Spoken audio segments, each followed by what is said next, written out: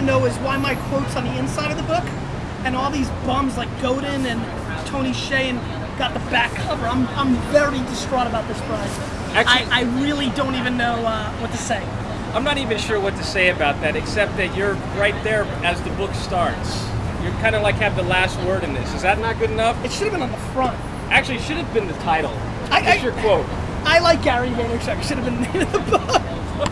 Hey man, how are you? Welcome to New York. Thanks, man. Thanks. So, talk to me. Well, first I just want to say thanks, for helping out with the book. I appreciate it. How's the book doing? It's doing really well. Actually, Peeps are supporting you? Peeps are supporting me. You can never be happy enough because this is an important message and it has a long way to go.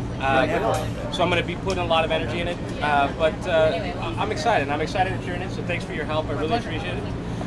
But you know what? A lot of the messages that are here in the book, you kind of embody, you personify. I mean, you live it. You are basically putting the public back in public relations. And you got a book coming out? Crush It. Crush It. Tell me about that. So I think everything has changed. I think all of us geniuses, we think so-called self-proclaimed geniuses, are even underestimating the impact. And I really talk about, kind of what I see, how I've been able to kind of crush it, and more importantly, why everybody who reads the book. To be very blunt, I don't believe people are as happy as they think they are. Right. I don't think that 99% of the people out there are doing what they would do if they could do it every day.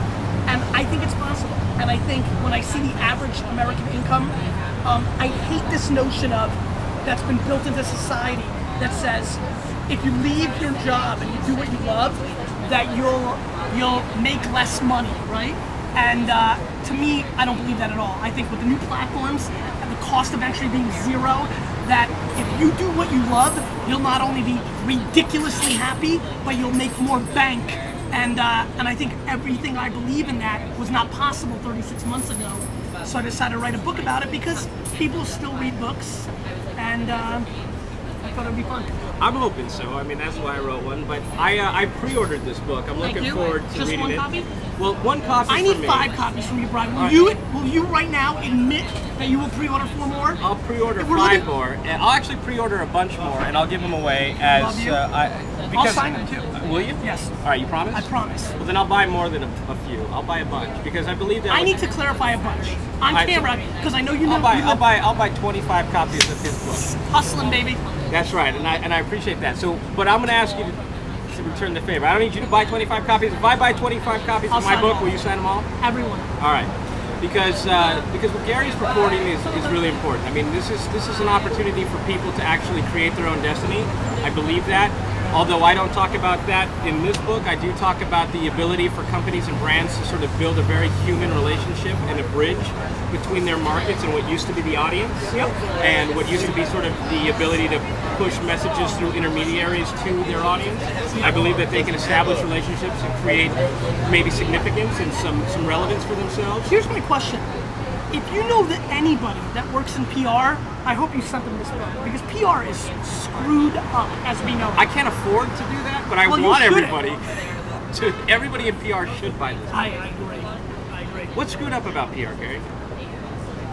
The places where PR knows how to fish and get attention for people are not as important as they used to be. Right. So the price of a monthly retainer for most PR companies is overpriced because being on Good Morning America and being in a magazine is not as valuable as it was 5 years ago, yet it's still priced that way.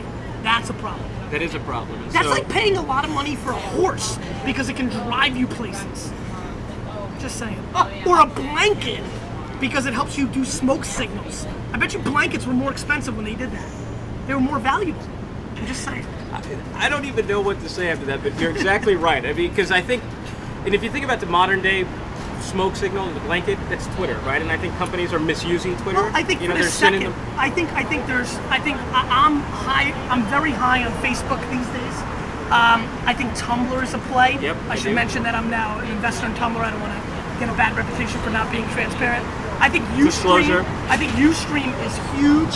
I think live streaming will be talked about more and more for brands. I think there's a lot of other platforms that are probably going to move.